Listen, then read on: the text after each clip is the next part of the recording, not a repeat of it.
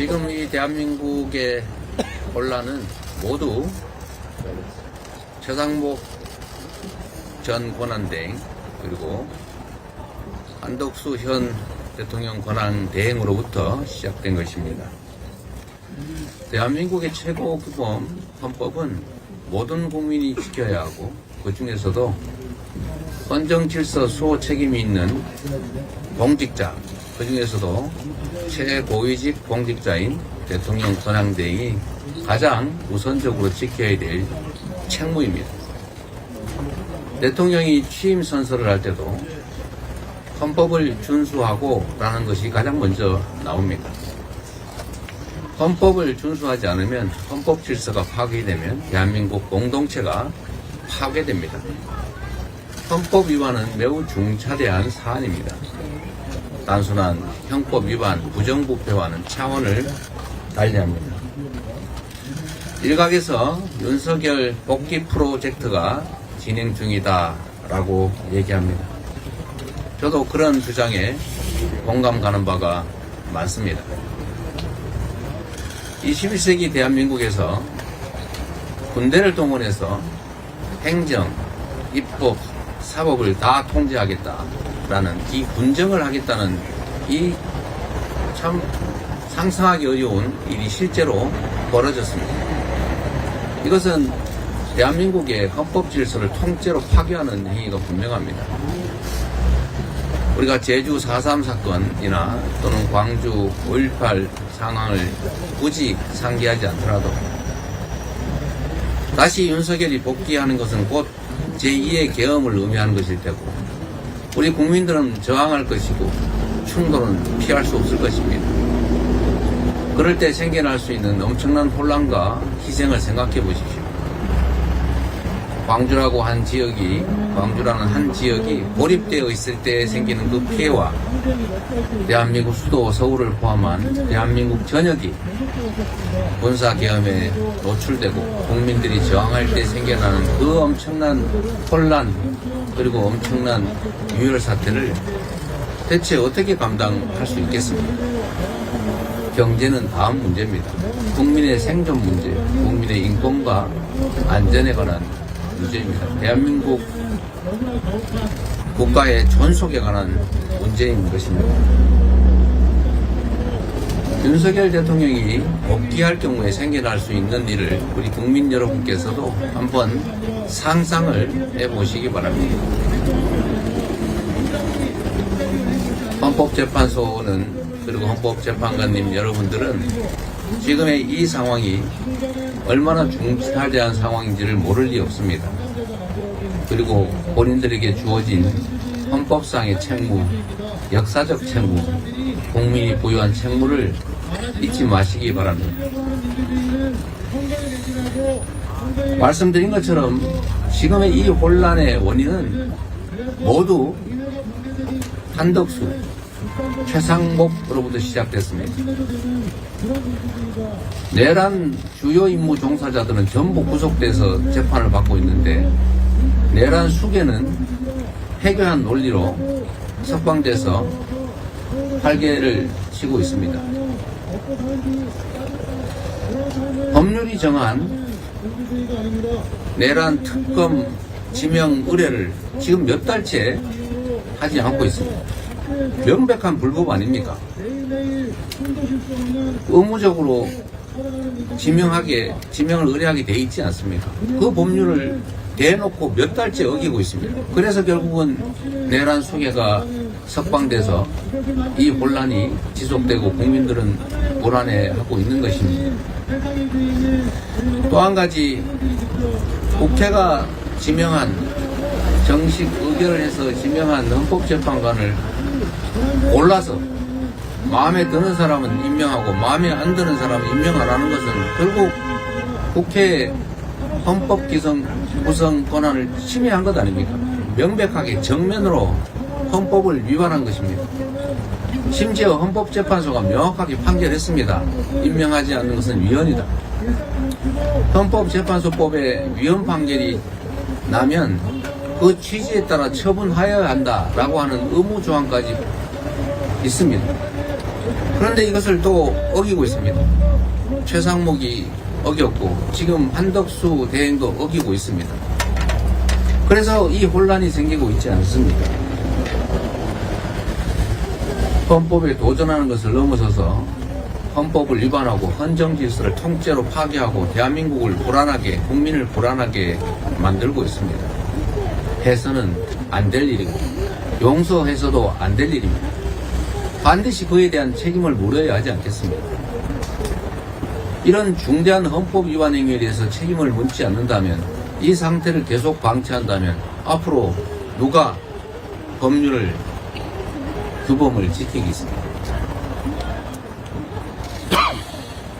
헌법재판소도 이런 상황에서 할 수 있는 헌법이 부여한 권한을 행사해야 합니다. 헌법재판관을 임명하지 않는 것이 위헌이다, 그에 따른 처분의 의무가 있다고 하면 그걸 헌법기관이 불이행하고 있을 때 당연히 그 보완 권한을 행사해야 되지 않습니까? 헌법재판소의 신속한 결단을 다시 한번 부탁드립니다. 개인이나 집단, 세력의 이해관계가 아니라 국민과 국가 그리고 역사를 생각해 주시기를 부탁드립니다. 산청 산불 발생 열흘 만에 주불이 모두 진화되었다고 합니다. 사상자가 75명, 이재민 2,100여 명의 엄청난 규모의 살림이 불에 탔습니다. 고인이 되신 분들의 명복을 빕니다. 그리고 피해 이재민들의 위로의 말씀을 전합니다. 일상의 회복을 위해서 우리 더불어민주당도 최선을 다하겠습니다. 정부가 재난재해 대응과 민생 지원을 위해서 10조 원 규모의 추경 추진을 발표했습니다.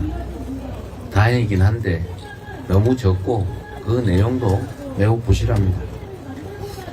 이런 정도 규모로 지금 경제 회복이 되겠습니다. 민생 회복이 될 수 있겠습니까? 그런데 더 가관인 것은 사안이 시급하니 국회 심사를 생략하자 뭐 이런 말을 하고 있다고요. 급하면 미리미리 하면 되지 않습니까? 이 와중에 어떻게 하면 국회 심의를 피해서 마음대로 국가 재정권을 행사해 볼까, 이런 꼼수를 생각합니까? 그리고 재난 대책이, 화재 대책이 긴급하면 예비비를 쓰세요. 뭘 자꾸 말 가지고 장난하던데, 지금 현재 즉시 집행할 수 있는 산불 관련 예비비 다시 한번 말씀드리겠습니다. 산림청에 1,000억의 예비비가 편성되어 있습니다. 지금 쓰세요. 행안부에 3,600억의 재난 관련 지원 예산이 있습니다. 그거 쓰세요. 4,600억입니다. 국가 예비비에 재난 관련 예비비가 1조 6천억이 있습니다. 그거 국회 심의 없이 지금 즉시 집행할 수 있으니까 쓰세요. 이것만 합쳐도 2조 600억 원입니다. 그리고 채무 부담을 통해서 재난에 대비할 수 있는 국회가 이미 승인해 놓은 금액이 1조 5천억이 있습니다. 합계 3조 5,600억이 지금 즉시 집행할 수 있습니다. 이걸 왜 안 씁니까? 이거는 쓰지도 않으면서 무슨 추경을 한 해 만에 하면서 그 와중에 정치적 공세를 하고 있습니다. 예비비를 깎아서 재난 대응 예산이 없다는 그런 회개한 거짓말을, 지금 가족을 잃고 전 재산을 불태우고 생애 기반을 다 잃어버린 그 국민들 앞에 그런 장난 하고 싶습니까? 측은지심도 없습니까? 국민의힘도 정부도 재난당해서 울고 있는 이 국민들 앞에 그런 정쟁, 장난 그만하십시오. 최소한의 양심이 있어야죠.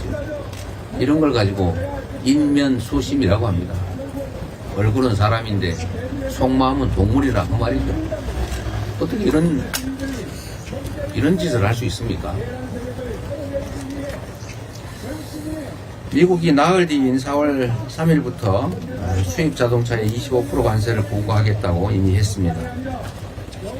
완성차부터 핵심 부품까지 수출하던 대한민국 경제에 관련 산업에 큰 피해가 현실로 다가왔습니다. 산업통상자원부가 비상대책을 4월 중에 발표하겠다고 합니다. 이때까지 뭐 했습니까? 불날 것 같은데 예방을 해야지, 불난 다음에 예방대책 세우겠다고 지금 하는 것입니다. 온 나라가 비상상태인데 유독 정부만 전혀 비상하지가 않습니다. 신속한 국가의 정상화만이 침몰하는 경제를 살릴 수 있습니다. 기업과 민간의 노력만으로 이 문제를 풀 수 없습니다. 정부가 나서서 해결해야 합니다. 정부가 무능하니 국회라도 나서야 합니다. 그래서 우리 민주당이 국회에 통상특별위원회를 설치해서 의원 외교라도 하자라고 지금 몇 달째 요구하는데 국민의힘은 왜 이런 것조차 반대합니까? 민주당이 참여하는 게 마음에 들지 않으면 그냥 국민의힘하고 민주당 빼고라도 통상특위 만들어서 통상외교 하십시오. 대체 나라의 살림을 책임진다는 국민의힘이 정치 집단이 이럴 수가 있습니까? 고통받는 국민의 신음소리가 들리지 않습니까? 망해가는 나라가 보이지 않습니까? 오로지 내가 어떻게 하면 권력을 가질까 그 생각밖에 없습니까? 그래서는 안 됩니다. 최소한 할 일을 합시다. 할 일 열심히 하면 국민들이 지지해 주지 않겠습니까? 그래야 국민의힘도 국민의 지지를 회복해서 살 길이 열리지 않겠습니까? 지금처럼 윤석열의 복귀나 획책하고 헌정질서 파괴에 올인하고 시도 때도 없이 온갖 거짓말을 하고 죽어가는 국민들 앞에서 이런 정쟁이나 벌이면서 어떻게 나라를 책임지겠습니까? 비상한 상황에 국민의힘 정부 비상한 대책을 함께 세우고 모두가 사는 길을 찾아 나갑시다. 회의를 마치겠습니다.